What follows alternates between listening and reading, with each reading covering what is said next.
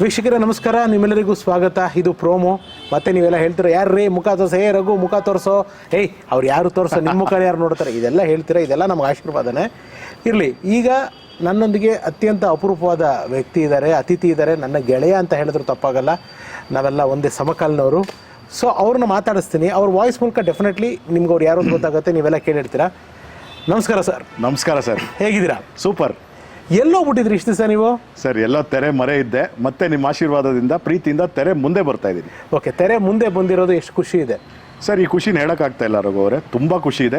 Episode ನೋಡಿದ್ರೆ ಜನಕ್ಕೆ ಇನ್ನೂ ಖುಷಿ ಆಗುತ್ತೆ. ಜನರಲಿ ನೀವು ಇಲ್ಲಿ ಕೂತಿರ್ತಿದ್ರಿ, ಬೇರೆ ಗೆಸ್ಟ್ಗಳು ಅಲ್ಲಿ ಕೂತಿರೋರು. ಕರೆಕ್ಟ್. ಇವತ್ತು ಉಲ್ಟಾ ಆಗಿದೆ, ನೀವು ಗೆಸ್ಟ್ ಜಾಗದಲ್ಲಿ ಕೂತಿದ್ರೆ ಈ ಒಂದು ಚೇರಲ್ಲಿ ಕೂತ್ಕೊಳ್ಳೋದು ಹೇಗೆ ಅನ್ನಿಸ್ತಾ ಇದೆ ನಿಮಗೆ? ಸರ್ ಏನು ಶುಕ್ರದಶ ಏನಾದ್ರು ಸ್ಟಾರ್ಟ್ ಆಗಿದೆ ಅಂತ ಡೌಟ್ ಬರ್ತಾ ಇದೆ. ಆಗಿದೆ ನಿಮಗೆ? ಇವತ್ತೇ ಶುಕ್ರದಶ ಸ್ಟಾರ್ಟ್ ಆಗಿದೆ ನಿಮಗೆ. ಎನಿವೆ, ಕೆಲವು ಪಟ್ ಅಂತ ಕೇಳ್ತೀನಿ, ನೀವು ಚಟ್ ಅಂತ ಹೇಳಿ. ಹೇಳಿ ಸರ್. ಲವ್ ಅಂದರೆ ಏನು? ಜೀವನ ಅಂದರೆ ಏನು? ಲವ್ ಮದುವೆನ ಹೆಂಗೆ ಡಿಫೈನ್ ಮಾಡ್ತೀರಾ? ಒಂದು ಮಹಾ ದೊಡ್ಡ ಕನಸು. ಆ ಕನಸನ್ನ ಕಾಣ್ತಾನೆ ಇದ್ದೀವಿ. ಸದ್ಯದಲ್ಲೇ ಅದು ನನಸಾಗೋ ಸಾಧ್ಯತೆಗಳು ಬಹುಶಃ ಇವೆ. ಅಪ್ಪ ಅಮ್ಮ, ದೇವರು ನಮ್ಮಲ್ಲಿ ನಾವು ಕಂಡ್ಕೊಳ್ತಕ್ಕಂಥ ಒಂದು ಅಂಶ. ನಂಬಿಕೆ ಅವ್ರವ್ರ ಮೇಲೆ ಡಿಪೆಂಡ್ ಆಗುತ್ತೆ.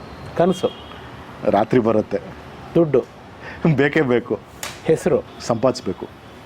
ಹೆಣ್ಣು ಪ್ರೀತಿಸ್ಬೇಕು, ರೆಸ್ಪೆಕ್ಟ್ ಕೊಡಬೇಕು. ಭೂಮಿ ತಾಯಿ.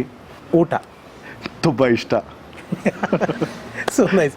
ಎಷ್ಟು ಇನ್ನೋಸೆಂಟಾಗಿ ಹೇಳಿದೆ. ಸಿನಿಮಾ ಟೈಮ್ ಪಾಸ್, ಪ್ಯಾಷನ್ ಮತ್ತು integral part of my life. Me time. ಕೆಲಸ ಮಾಡಲೇಬೇಕು. ಅದನ್ನು ಪ್ಯಾಷನ್ನಾಗಿ ತೊಗೊಂಡಾಗ ತುಂಬ ಖುಷಿ ಕೊಡುತ್ತೆ.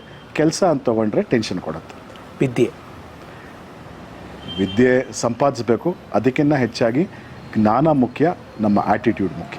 ಗೌರವ ಬೇರೆಯವ್ರು ಕೊಡಬೇಕು, ನಾವು ಕೇಳಬಾರ್ದು. ಘನತೆ ಎಲ್ಲೋ ಒಂದು ಕಡೆ ಸ್ವಲ್ಪ ಭ್ರಮೆ ಅನಿಸುತ್ತೆ ಸರ್. ಕ್ಯಾಮ್ರಾ ಬೆಳೆದು ಬಂದು ಹಾದಿ. ಲೈಟ್ ಅವಶ್ಯಕ.